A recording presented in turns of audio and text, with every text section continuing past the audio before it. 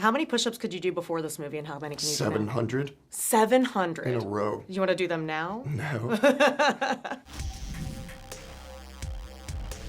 I'm gonna say it again, Miles, this movie. Yeah. I keep saying, like, you know, we saw it with the press last night. We're usually kind of like, golf clap. We were screaming the whole movie. Good. Oh, Well, it's nice to get the press excited. Getting the for press once. excited. Jeez. Show a little emotion once in a while. Yeah, we try, you know.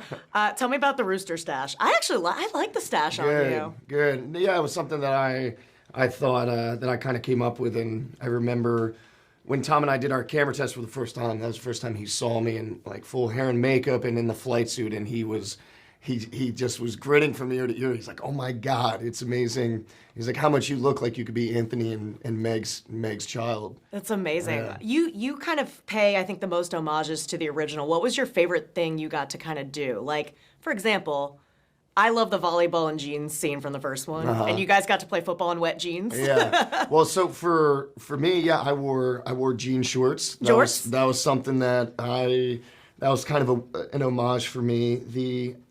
Playing and singing Great Balls of Fire was something that I love that moment. I just love when people see it kind of cut together and what they do with it. Yes. I just think it's a really, really special scene. Are you a pilot now? No. Okay. No.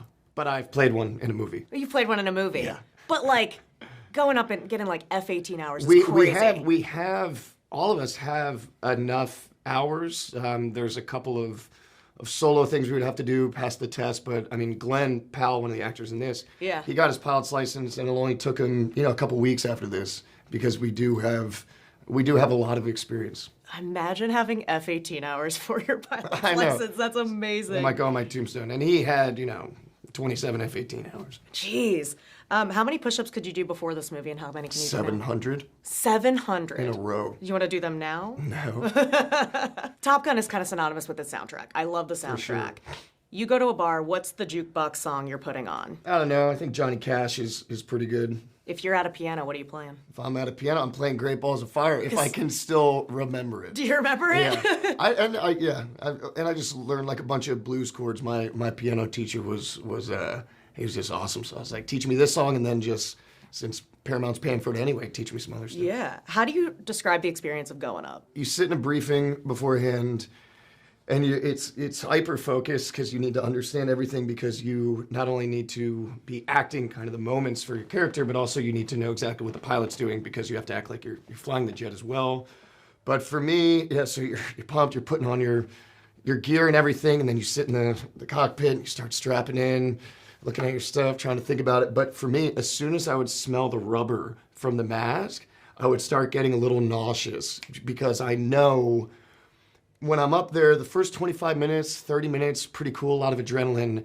But then, for me, I would start feeling some slight nausea, and you're sweating, and for the most part, it's super hot, and you can't move.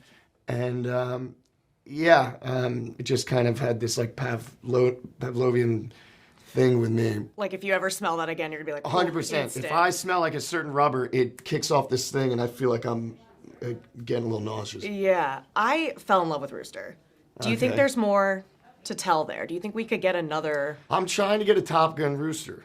Yes, right? Top Gun Rooster. I've been pitching it, so we'll see what happens. I don't know. I think it's interesting. Obviously everybody was begging Tom to do a sequel right after the first one came out, and I think this movie, puts a nice bow on it. Really kind of wraps it up. But we'll see.